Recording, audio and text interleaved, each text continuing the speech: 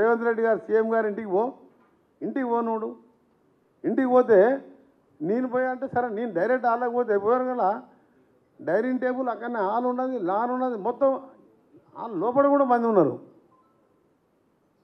KCR home minister home guard బయటికి వెళ్ళగొట్టంగా ఇలా రేవంత్ రెడ్డి గారు అందరిని కలుపుకోబోతును చక్కగా ఉంది.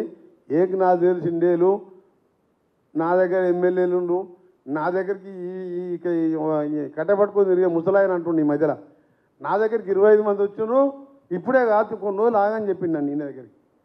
ఈయన కట్టబట్టుకొని నడవనే వస్తలేదు గీడ ఉన్న అసెంబ్లీకి రాలేదు ఆయన దగ్గర 25 మంది వస్తే ఇప్పుడే ఆగన్న అందుకనే 4 ఇళ్ళకి వద్దురా బాబు అంటే వచ్చిండ్రు వాళ్ళు మా దగ్గరకి 4 వచ్చాం ఆయనకంటే 25 మంది ఒక లీడర్ వచ్చి అప్రోచ్ అయ్యిండు 25 మందిని రెడీగా ఉన్నారంటే ఇప్పుడే కాదు కొన్ని రోజులు ఆగు అని చెప్పినా అని చెప్పి అంటుండి ముఖ్యమంత్రి 10 ఏళ్ళు ఉన్న కట్టబెట్టి తిరిగే మనిషి 25 మంది పేర్లు చెప్తాడా నేను చెప్పాలి నా 25 మంది పేర్లు మా దాంట్లోకి వస్తున్న పేర్లు ఆయన చెప్పావు నేను చెప్తా ఇప్పుడు పేర్లు జూన్ 5వ తారీఖు ఎంతమంది వస్తారో వాళ్ళ పేర్లు కూడా ఇస్తాను నేను ఆయన చెప్పమని 25 మంది పేర్లు.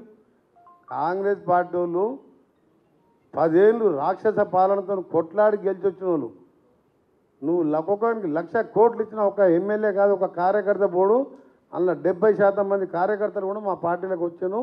ఆ దుకాణం ఖాళీ అయింది మా దాంట్లోకి ఎంతమంది వచ్చినా మేము అభివృద్ధి వస్తే పని చేసుకొని పోండి టీఆర్ఎస్ లాగా పార్టీలో జాయిన్ అయితేనే పని చేస్తాం అట్లా అంటలేము మేము మాకు అవసరం లేదు. మా మిత్రపక్షం కలిసి 65 మంది ఉన్నాం ముగ్గురు స్వచ్ఛందంగా వచ్చారు నాగేందరు వెంకట్రావు కడియం సిఆర్ గారు మేమేమో రమ్మని చెప్పలే.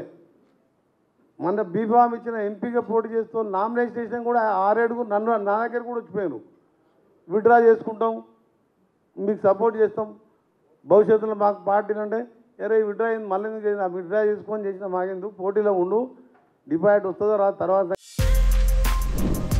For more videos like this, subscribe Big TV channel.